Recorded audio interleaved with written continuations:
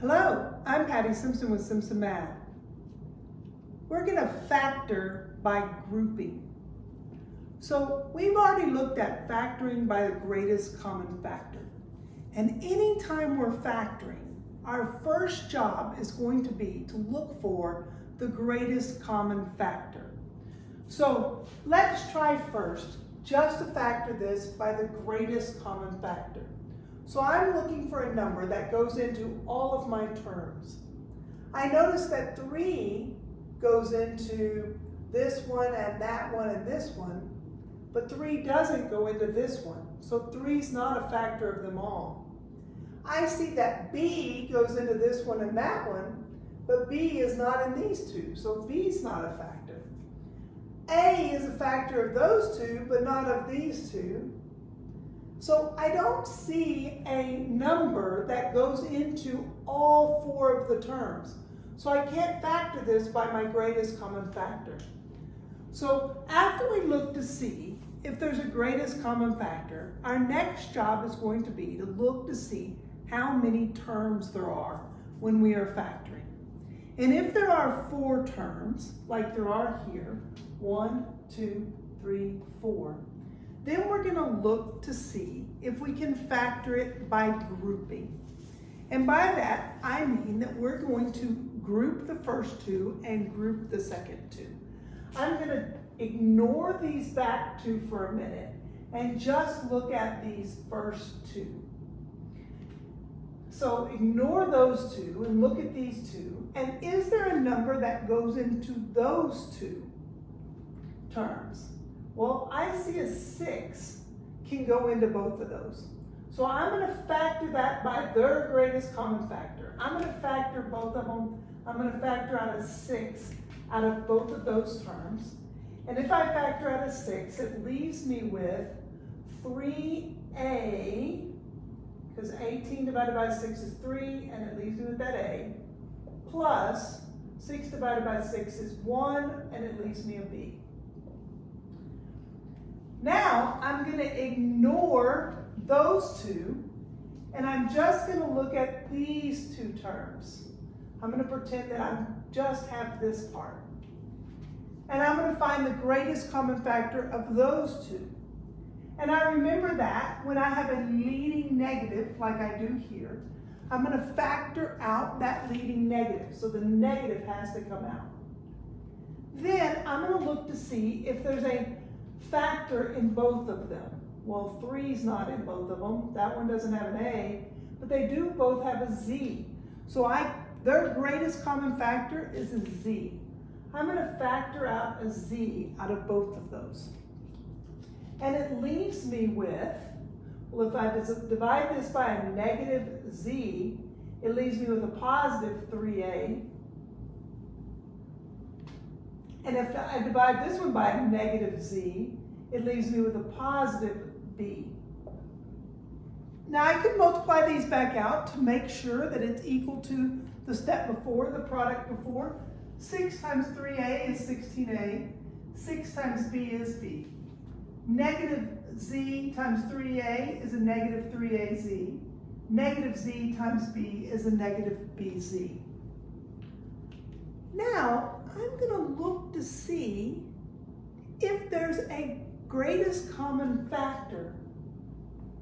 Now, do you notice that there's a 3A plus B as a factor in this one, and a 3A plus B as a factor in this one? I can factor out that 3A plus B now out of both of these. So I'm going to take that 3A plus B and factor it out, move it out, in which case I'm really dividing this by 3A plus B, which just leaves me with 6. So it leaves me with 6. And if I divide this one by 3A plus B, it leaves me with a negative Z. I have just factored this fancy polynomial up there so that I have 2 binomials, 3A plus B times 6 minus Z. And if I multiply this out, I would come back to my product. Let's try it over here. Again, I look for a greatest common factor first. Anytime I'm factoring, my first step is look for a greatest common factor.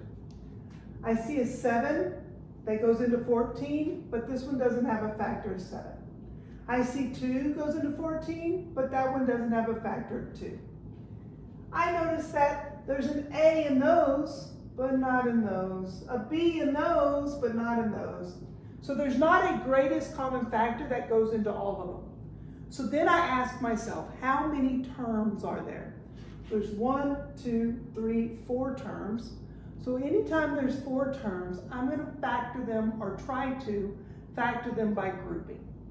So I'm going to take the first 2 and I'm just going to look at those 2. I'm not going to look at the back 2. And I'm going to look for a greatest common factor in those 2. And I see that 7 goes into both of them and A goes into both of them. So 7A is my greatest common factor of those 2 terms. So then I'm going to divide this by 7A and it leaves me with an X. And I'm going to divide this by 7A and it leaves me with 2Y. Now I'm going to ignore those 2, and I'm just going to look at the back 2. And I'm going to see if I can find the greatest common factor in those back 2. Well, I see a leading negative. Anytime I have a leading negative, I have to factor out that leading negative. And then they both have a B in them, so I can factor out that B from both terms. When I divide this by a negative B, I'm just left with X. When I divide this one by a negative B, I'm left with a positive 2Y. Notice that dividing it out by that negative B, it changes the signs inside of there. So this one becomes positive and that one becomes positive. Oh, look, these 2 guys are the same factor. So that means I can take these and I can factor them out of both of them. Just like I took the B out of this one, just like I took a 7A out of those. I can take these X plus Y's out of both of those. X plus 2Y's. And when I divide this one by X plus 2Y, it leaves me with 7A. And when I divide this one by X plus 2Y, it leaves me with a negative B. So I have factored this product by grouping them and looking for the greatest common factor of each of them. Let's factor 2 more by grouping. So the first thing we do is we look for our greatest common factor. We notice that there are X's in this one, but this term doesn't have an X, so we can't factor out an X. 2 goes into these guys, but not into that one. There isn't a greatest common factor in all 4 of them. So I count how many terms do I have. And there are 4 of them. Since there are 4 terms, I'm going to group them and see if factoring by grouping works. I ignore the back 2 numbers and I just look at the front 2. And I look for the greatest common factor in 3x squared minus 12x. I see that a 3 goes into both of those numbers, and an x goes into both of them. So we're going to factor out a 3x. That's the greatest common factor of those 2 terms. I divide 3x squared by 3x and get x. I divide a negative 12x by a positive 3x, and I get a negative 4x. No, 4, just negative 4, because the x's become 1. Now I'm going to ignore the first 2, and I'm just going to look at the back 2. And I see that a positive 2 comes out of both of these. So I'm going to factor out a positive 2 from both of those terms. Then that leaves me with an x, and negative 8 divided by 2 is a negative 4. Notice that both of these have an x minus 4 as a factor. since these guys are the same factor, I can factor them out as well. This factoring by grouping will work when they are the same. If they aren't the same, then we have to have a different strategy for that. We'll learn that later. Right now though, when they are the same, that means we can factor them out. So I can divide both of them by the x minus 4. And in this case, it just leaves me with 3x.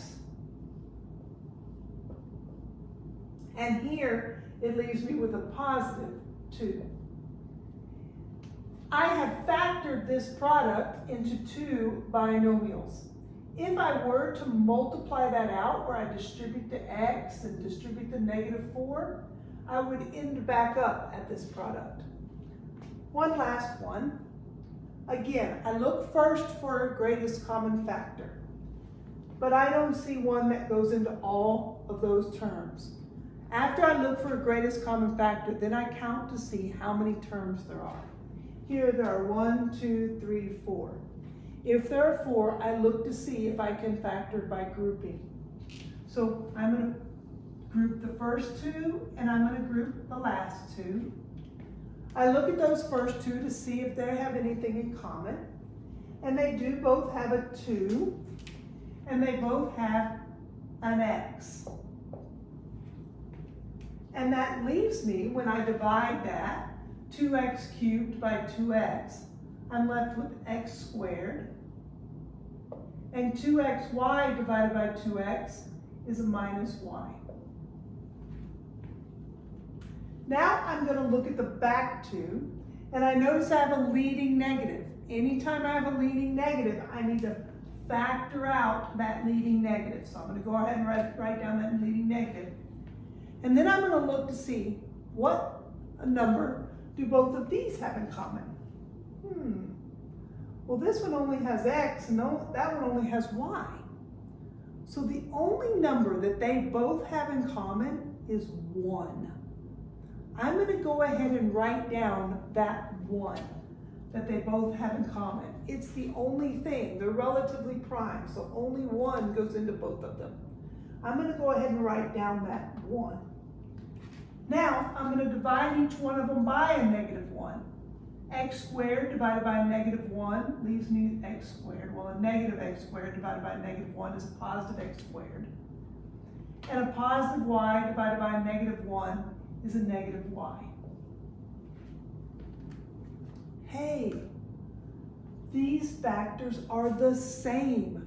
Since they're the same, I can factor them out. I can divide both of these by x squared minus y, and it leaves me with 2x minus 1. So this product can be factored into x squared minus y times 2x minus 1. To check myself, I can always multiply it back out to see if I get the product. Let's do that once, just so we can see how to check ourselves. Remember that when we have a binomial times a binomial, we have to distribute.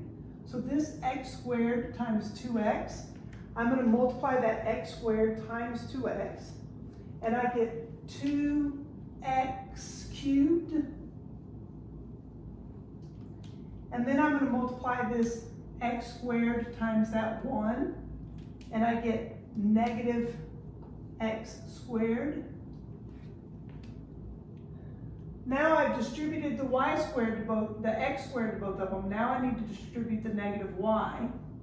So negative y times 2x gives me a negative 2xy. And negative y times negative 1 gives me a positive y. There are no like terms to combine. Maybe just to see how they relate, I could rearrange these two as long as I keep the signs together. So 2x cubed, move this minus 2xy on that side and this negative x squared there, and notice that I have the same thing as what I started with. So this these two factors, when I multiply them out, it does give me the product that I started with.